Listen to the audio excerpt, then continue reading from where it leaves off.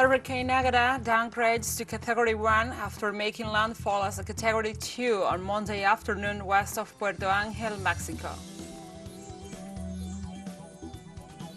Russian Security Council Vice President Dmitry Medvedev considered as reasonable U.S. President Joe Biden's decision not to supply Ukraine with missile systems that can reach Russian territory. Egyptian President Abdel Fattah el-Sisi held a meeting with his visiting Polish counterpart Andrzej Duda in Cairo.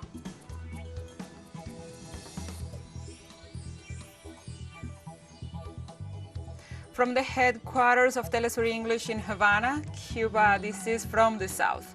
I'm your anchor, Gladys Quesada, and these are the news.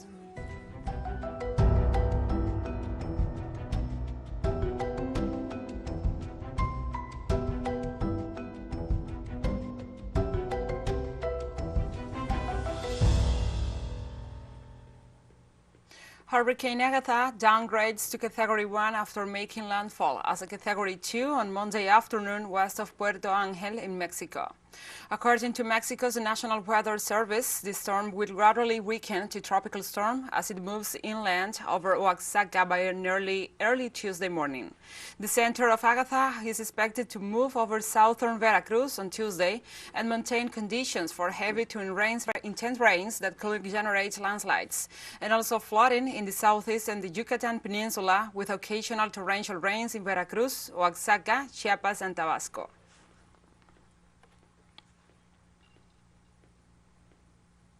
In Brazil, the Pernambuco state government has upped its official death estimate to 91 after a week of torrential rains hit the area, causing flooding and landslides. From Recife, our correspondent Brian Muir gives us more details. According to the UN, the low-lying Brazilian city of Recife is the world's 16th worst affected city by climate change. This week, after 7 days of unusually high rainfall, flooding and a series of landslides began in neighborhoods on the urban periphery where, due to lack of adequate housing, the city's poor are forced to live in disaster risk zones. There have been several landslides and a lot of houses have been knocked over, and there are a lot of people who are still buried under the rubble. Firemen have been here with tractors since yesterday, and everyone in the community is helping us, but we are suffering because we have relatives, neighbors, and children still missing. Although building containment walls helps reduce risks, local government officials have cut corners in poor neighborhoods by laying black plastic tarps over areas at risk for landslides. Officially, it's only legal as a temporary emergency measure, but in many cases they remain there for years as city officials route most of their housing funding for subsidies to middle-class real estate developers. It is still raining and there is still a high risk of landslides, but when this moment of chaos is over, we have to think seriously about how to urbanize the hillsides and poor neighborhoods, and we have to overcome the problem of environmental racism. On Sunday night, the state government confirmed that 83 people have died, but this number is expected to continue to rise as heavy rains are forecast for another week. Brian Muir, teleSUR, Recife. And President Jair Bolsonaro visited the disaster zone and sent his condolences to families of the people who died in torrential rains in northeastern Brazil, as rescue workers continue the search for victims. Releasing an updated toll, authorities said 26 people remain missing in the region around the city of Recife. The government allocated a total of 1 million reais in emergency and reconstruction funds, said Regional Development Minister Daniel Ferreira. The risk of floods in and around Recife, the capital of Pernambuco state, remains very high, said the National Disaster Monitoring Center. A series of devastating floods in Brazil that have killed hundreds of people in recent months and which, according to experts, are aggravated by climate change, while the government has been criticized for its management during the disasters.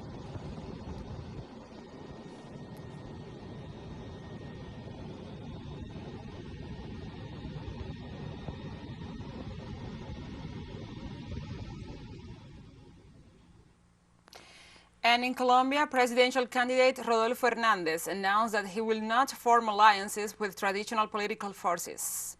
During an interview for international media, the candidate of the League of Anti-Corruption Governors recalled that he registered his candidacy as an independent candidate, and forming an alliance with other groups contradicts his commitment. In this context, Hernandez welcomed the Colombians who have the intention of joining his political project. According to the National Registry Office, Hernandez obtained 28.15% of the votes, behind Gustavo Petro of the Historical Pact, who won with 40.32% of the votes.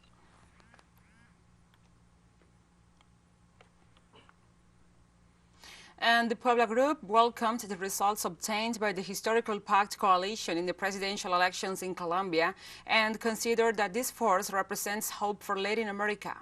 Through a statement, the political and academic forum, integrated by representatives of the Latin American left, saluted the ample first majority of the coalition, which for the first time in many years gathers the hopes for change in the country. Also indicated that what happened brings new ways of dialogue, social equality and integration. Also highlighted the democratic spirit and the peaceful will expressed in the election day, which was unprecedented for its level of participation and turnout. They stressed the great work of young people who dreamt and dream about a new Colombia, where all the excluded are recognized.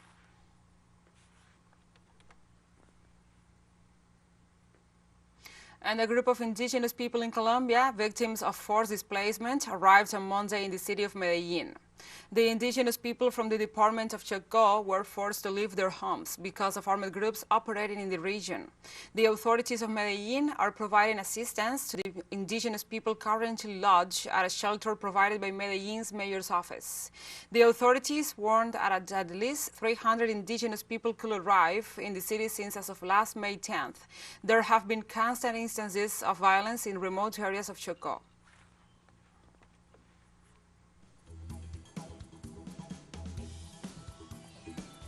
We'll take a short break now. Join us again after this.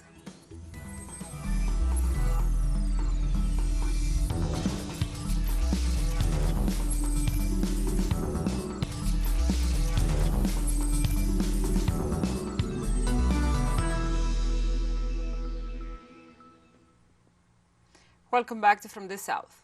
On Monday, the Chilean government announced that it will extend the state of exception in the south of the country, imposed 2 weeks ago, will be extended for another 15 days in an effort to control the violence in the Araucania region.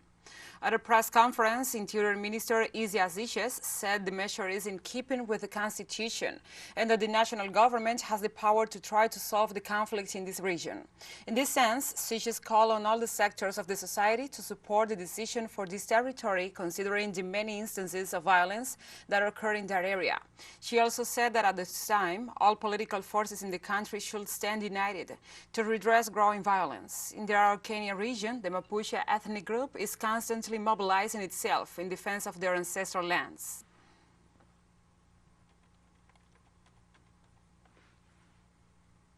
The Peruvian prosecutor's office resumed on Monday the search for the remains of the victims of the La Cantuta case, who were disappeared in 1992 by the Colina military group during the government of Alberto Fujimori. The second criminal prosecutor's office, specialized in human rights, ordered the restart the search to find the remains of 9 students and a professor of the Cantura University who disappeared. The search will be extended until June 22nd in Cieneguilla, where the first signs of this massacre were found, and is in charge of the specialized forensic team of the Illegal and the Legal Medicine Institute from the Public Ministry. The objective of the initiative is to offer answers to the relatives about the location of the victims.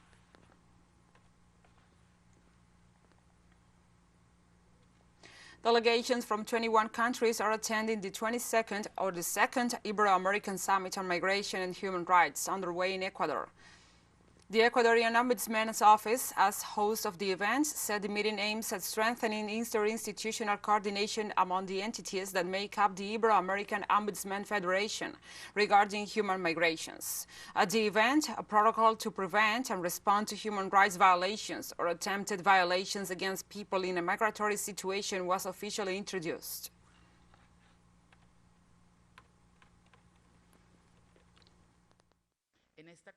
At this summit, the Ombudsman International Federation will discuss the steps to enforce a protocol for the prevention and response to violations or possible violations of the human rights of migrants, to promote international cooperation and cross-border exchange of information. Ecuador's prosecutor's office calls on 9 members of the military to testify on suspicion of committed crimes during the 2010 unrest. The public ministry requested the judge of criminal guarantees to call 9 military officers to trial as alleged perpetrators of the murder of 3 people by execution during the police unrest of September 30th, 2010. According to a press release from the prosecutor's office, the defendants are 5 officers of the armed forces on passive duty and 4 in active duty. The police protest was triggered by the entry into force of the Public Service Law approved in August 2010, which limited pay for promotions in the national police and armed forces.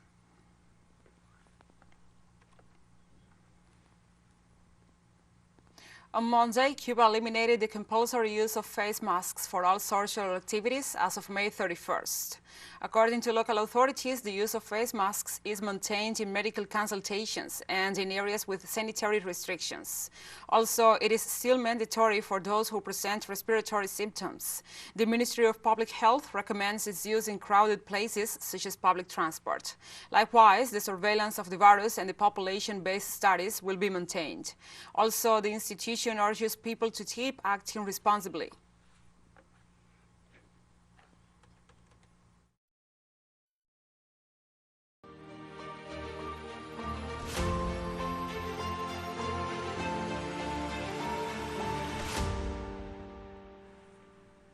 Now we move on to other topics. On Monday, Russian Security Council Vice President Dmitry Medvedev considered as reasonable U.S. President Joe Biden's decision not to supply Ukraine with missile systems that can reach Russian territory. The former Russian president pointed out that the position of the head of the White House is positive. Otherwise, after the attack on Russian cities, the armed forces of the country will have carried out their threat and attacked the centers of those decisions. However, the U.S. newspaper The New York Times reported that Washington approved to send Kiev multiple rocket launchers, M31 GMLRS, whose firepower can reach 500 kilometers. On the other hand, the Washington Post warned that some U.S. government officials are concerned that supplying Ukrainian forces with maximum range missiles could lead to a serious escalation if they use them to attack Russian territory.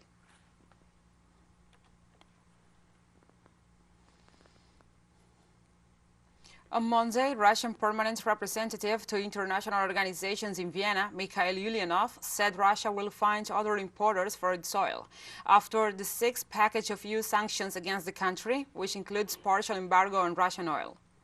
As she rightly said yesterday, Russia will find other importers. Noteworthy that now she contradicts her own yesterday's statement.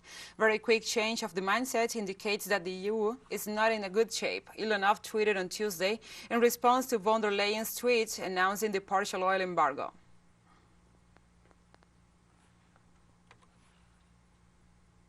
Earlier, EU leaders agreed to ban the export on Russian oil to the 27-nation bloc, EU Council President Charles Michel said.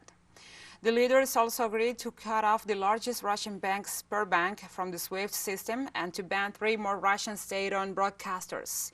EU member states had been negotiated the 6th sanctions package for almost 1 month. Initially, the EU planned to ban import of all Russian oil and oil products, but the decision was opposed by Hungary and a number of other states who believe that such measures will inflict catastrophic damage on the European economy. The head of the EU's executive, Ursula von der Leyen, noted that the EU hopes to reject up to 90% of imported Russian oils before the end of this year.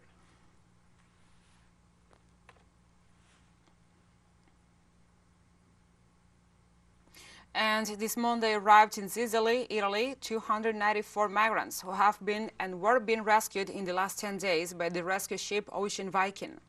The migrants were rescued in several operations off the coast of Libya from May 19th, including 49 children, some as young as 3 years old.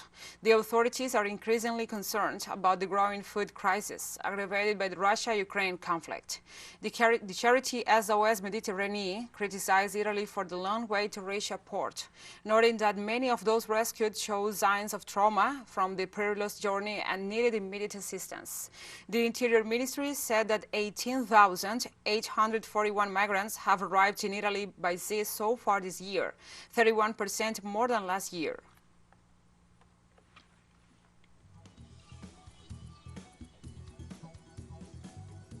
And we have more news coming up after a final short break, so stay with us.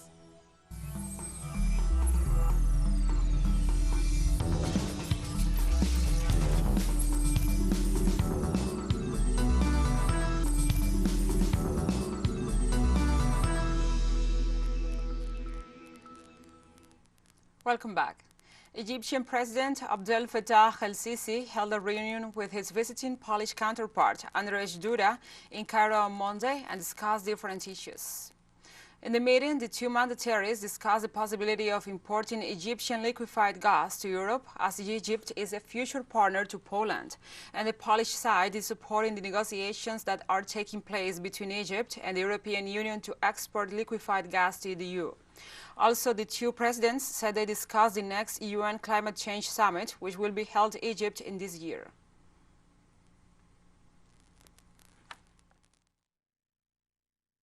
Poland's offering their experience during International 2022 United Nations Climate Change Conference COP27, which will be hosted by Egypt, considering that Poland had hosted the summit 3 previous times. The talks saw an agreement on how to support the social development and economy during the mitigation and adaptation measures amid the climate change effects. An invitation was sent to the Polish side to participate on a high.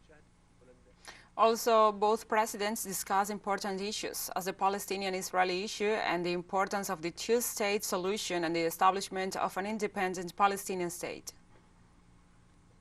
The talks also touched on some issues in the Middle East, on top of them the Palestinian issue, which is the core issue in the region. The importance of two-state solution and the establishment of an independent Palestinian state on the borders of June 4, 1976, with East Jerusalem as its capital, was emphasized. This requires stopping the settlement policy and the confiscation of Palestinian lands. This requires the creation of a calm atmosphere that provides the opportunity for calm and constructive negotiations that lead to a sustainable solution to this protracted conflict. And Egypt unveiled on Monday the discovery of 250 sarcophagi and 150 bronze statues of the Saqqara necropolis in southern Cairo, the latest in a series of remarkable finds in the region. Saqqara, a little more than 15 kilometers south of the famous pyramids of the Giza Plateau, is classified as a UNESCO's World Heritage Site and known for the famous step pyramid of the Pharaoh of Djezar. This monument, built around 2700 before Christ by the architect Imhotep, is considered one of the oldest in the world. The director of the Supreme Council of Antiquities, Mustafa Waziri, told reporters that among the 150 statues discovered on the site is that one of the architect, vizier, and physician Imhotep. The inventor of the carved stone construction, Imhotep, revolutionized architecture in the ancient world.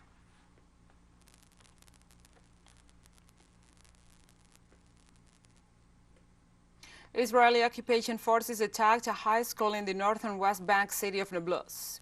Israeli forces threw tear gas inside the school, as well as stone for half an hour, causing multiple cases of suffocation among the teachers.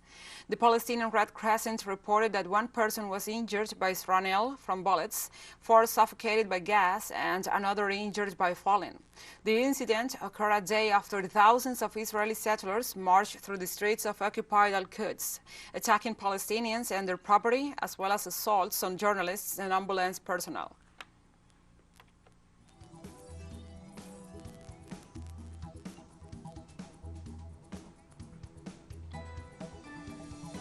And like this, we have come to the end of this news brief. But remember, you can find this and many other stories on our website at telesurenglish.net. And also, if you feel so inclined, please join us on social media for all the latest news. We are on Facebook, Twitter, Instagram, and Telegram. For TeleSUR English, I'm Gladys Quesada. Thank you for watching.